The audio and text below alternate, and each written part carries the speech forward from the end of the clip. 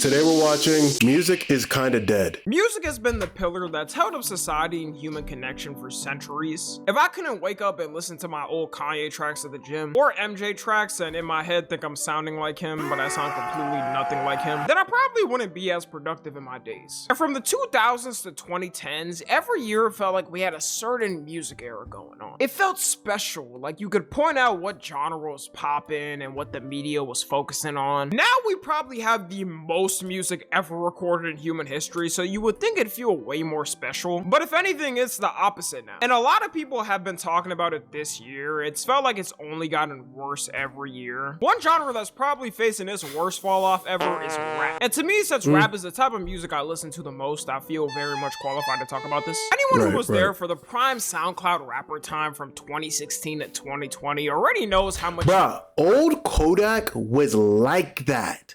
I fucked with the old Kodak. I don't know what it was like before he started tripping. Hell yeah. In a weird way, it was actually a community back then. The wave at that time seems unreal compared to now, because I swear every week you'd have a brand new rapper pop up with a #1 song. Then you'd have the Lyrical Lemonade video to go with it. We was eating good in that time. This isn't even counting the big three era of rap before this wave, with Drake, Kendrick, and J. Cole running things. But they were also still dropping as well in that time, so you always had something going on. It seemed like in that moment, with that momentum, the hype would never slow. Also adding the fact that rappers basically determine how people would wear fits. And to this day, it's still kind of— Hold on.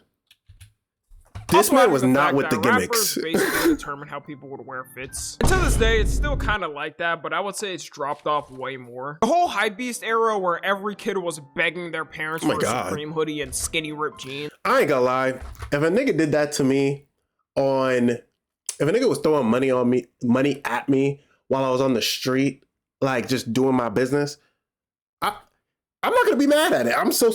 Like, don't get me wrong, it's disrespectful, especially if he has a camera on me, but fuck it. Like, in this economy, fuck it. Throw more. Make sure they're all 20s and 100s. Came from people like Juice WRLD and Lil Uzi and X. One of the main reasons rap is getting burnt into the ashes now is that everyone is scared to be different. Back then, when you heard a certain rapper, you could immediately point out their sound and style, or even the way they rapped was unique. It would always be something changed with it. But now it's watered down for artists to try to sound like Cardi with maybe their own slight tweak. You could show me 5 new underground rappers that came out this year. Probably name some dumb shit too, like Triple Table 249 or Caramel Latte 2X. And hey, but it's unique though. It's unique though. Triple Table 249. I would not be able to point out who is what on each track. A lot of people say this is due to the access of certain music equipment being easier, so a lot of artists and people are using the same type of audio settings. If you look on TikTok, you can immediately tell that's what's going on too. And before someone says, oh, well, Tom, you don't do music. Yes, I know I don't do music. I understand it can be hard to make a certain sound or produce a beat. That's what makes it unique though. Like, before modern music equipment and beat makers, each artist and producers had so much creativity because you had to be different and it took more skill. A lot of skilled artists know this and even stick with old music equipment, like Bruno Mars. Bruno Mars has been in the top 10 every year since 2010. He can always release a song and that gonna go crazy because he mixes old music equipment with new tech and it sounds good. It's a unique type of sound that other artists don't have, and that's why people like it. A lot of new age rappers now either don't have the skills to do that or don't care to learn. There's a reason why someone like Kanye is so timeless, because he's mastered that craft and can transition between generations. And past 2020, that's probably the reason why male rappers started to fall off, but female rappers started to trend, because at least they were more unique with it, but there ended up being— Ice Spice, Sexy Red, Glorilla, they all sounded different, but they were all speaking about the same shit. Just like how male rappers were all speaking about the same shit. Male rappers are speaking about what? Drugs, hoes, and money. Female rappers are speaking about drugs, niggas, and popping pussy. Like, one problem. Women started getting tired of hearing every rapper talking about throwing it back and rapping about cooch. Also, the biggest female rapper who basically put it on is now completely coked out and crazy. So that era dwindled. Come on, Cardi.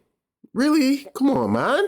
by pretty quickly, and now we're at a stalemate. As of 2026 so far, you don't really have a new rapper that's popping up and taking the year by storm. The last rapper I truly remember popping off in the mainstream was probably Ice Spice, and that was 2023 to 2024. Also, people are now realizing they don't really care to go to rap artist shows because most of the time it's overpriced as f.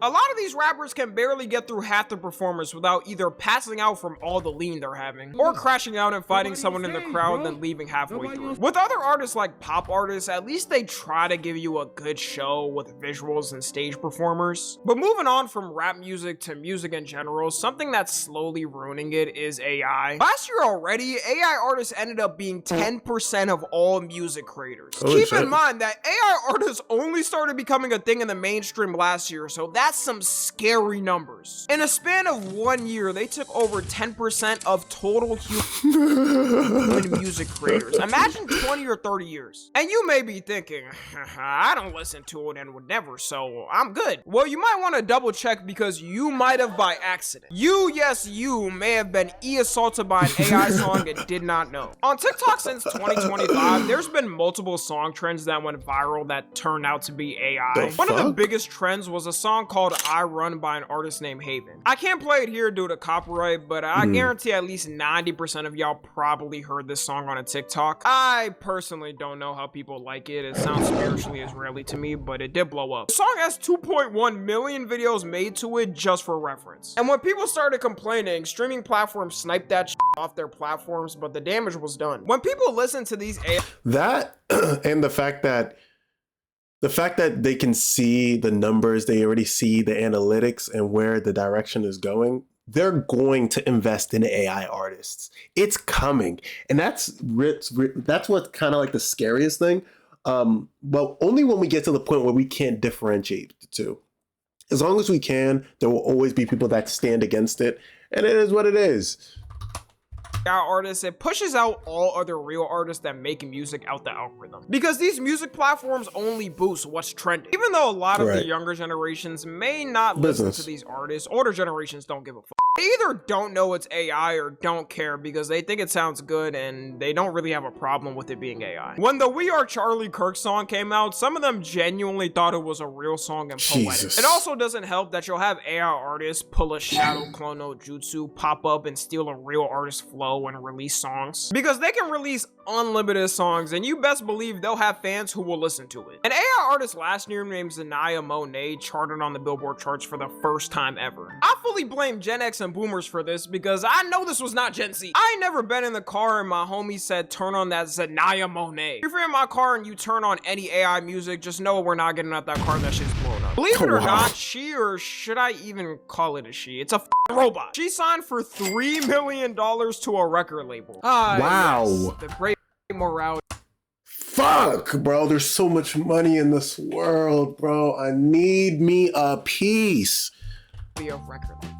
Instead of record labels paying their artists a livable wage, they can just buy an AI artist to produce unlimited slop and profits for them. The hilarious thing is, this whole drought of music being dead could be solved by record labels and streaming platforms. A lot of these artists don't feel motivated to make music anymore, knowing they're not going to get paid good from it. Streaming platforms get their cut, then record labels get their cut, and artists get the crumb of that. Because of that, a lot of artists have transitioned to being content creators because at least that will pay well. Oh, well, it should be for passion, not just profits. I thought that's what art's all about. Yeah, tell that shit to your landlord when you're 3 months late. Nah, type shit. Yo, I'm just trying to make it out here. They don't give a fuck.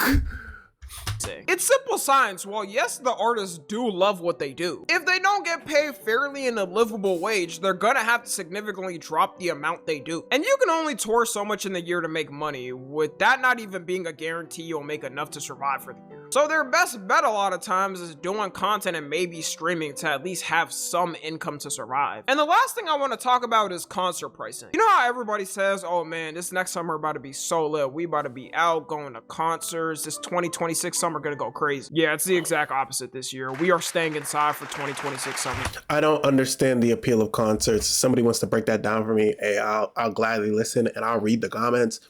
I've only been to one concert in my life and it still wasn't even hitting like that. And it's like, I understand people keep telling me it's the music, it's the ambience, it's the atmosphere. Nigga, I can get all that with a pair of Beats or AirPods. They're like, well, you're not in the area. You're not near the artist. Neither are you, motherfucker. You're what, 500 feet away? I just don't see the appeal. Granted, though, I'm open for somebody to try to change my mind. You're better off navigating the American healthcare system than getting a normal price concert ticket in 2026. Not too long ago, I remember when I was in high school that people would chat with their homies and talk about whatever artist is performing in town, and everyone would save up working their fast food jobs to scrape enough to be able to go to the concert and vibe at it. That was before 2020. That dream is definitely dead now. At minimum for mid-tier artists, you're now paying like $200 for some seats. Every artist for some reason think when touring they're at the level of Michael Jackson to charge absurd prices. They would probably make more too if they price it normally and not insane. I also think this is a direct correlation to why certain artists fall off. They start charging too much and people don't think it's worth it, which kills their momentum over time. If they were smart and know how simple business works, you charge the cheapest prices at the beginning to get people hooked, then slowly up it so the people you got hooked will keep coming. That's either simple business practices or drug dealer practices. I don't know who I got it from, but it's one of those things. It's not just the artists to blame too. It's obviously the ticket vendors as well, who have hands down ruined concerts and made them hell. I don't know if it's just me. I would 100% rather go to how they did it back then when you had to physically buy the ticket at a counter, then wait a week or two for whenever the concert was and use the ticket. At least you weren't getting ripped off by random fees and price raises. Ticketmaster is still the worst at it, and they were getting sued by the government, which started in 2024. So people were cheering and happy, hoping a change could finally be done to the company, hoping they could have this terrible company stop their practices and break up their monopoly. But it turns out when you transition presidential administrations, things change. As of March 2026, they finished the lawsuit by paying a settlement and getting a slap on the wrist. 30 states were involved in this lawsuit, by the way. I guess it shouldn't be that surprising. The judge handling it directly said that the outcome was entirely unacceptable, yet they still don't care. We had like one chance to help with this, and now that's probably gone. Other states also didn't accept the outcome, so they decided to keep suing anyways, which is hilarious. You would expect with a federal lawsuit, states like to believe in the system and see it as concrete, so they would just move on. But this move was so stupid and blatantly dumb that states said, hold up. Nah, we ain't done. We run this back. I already talked about dynamic prices before, but that isn't helping also. It should 100% be an illegal practice. The scam is in the name. And a lot of artists also offer VIP packages for their concerts, which are complete cap. Once again, don't understand the appeal of concerts. But hey, like, I'm not going to shit here and I'm not going to shit in anybody else's cereal.